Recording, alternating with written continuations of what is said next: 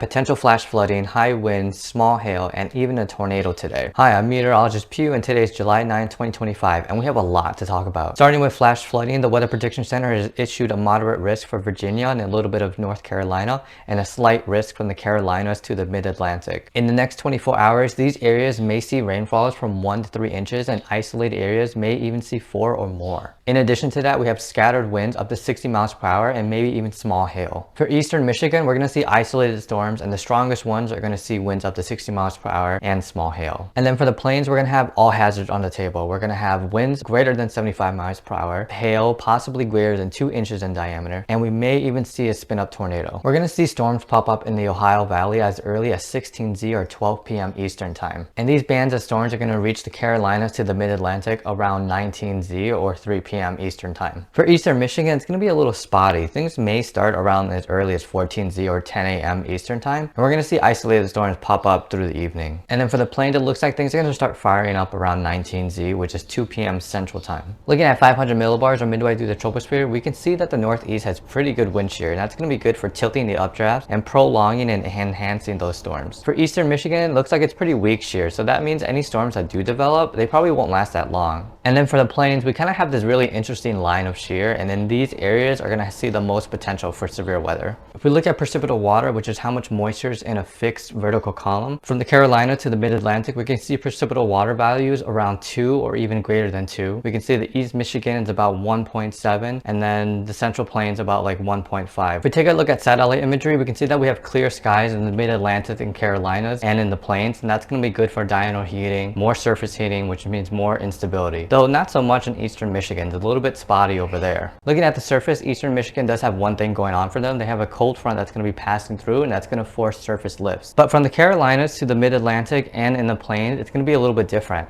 Most of the surface lifts is going to be because of a dry line. And to understand the formation of these dry lines, we need to understand topography first. So we have the Appalachian Mountains and we have the Rocky Mountains. So when you have a mountain and wind is flowing towards that mountain, that wind is going to be forced to go up because obviously wind can't go through a mountain. But when the wind goes down, it's going to bring in sinking air and more drier air. Taking the Appalachian Mountains as an example, if we look at a HRRR model run, we can see the formation of storms forming in a place that's relatively lower elevation. But once these storms go up to the mountain and go past it, you can see it kind of dissipates. And at the same time, we can see a line of storms following the range of the mountain. And what this dry line is doing is almost acting like a cold front, because when you have relatively the same temperatures, drier air is more dense than warm air. So you're going to have warm, dry air that's going to sink down, pushing up the warm, moist air up. And the fact that we have a high pressure in the Atlantic that's pushing in warm, moist air into that area, that should be sufficient enough for convection to occur. And that's why we have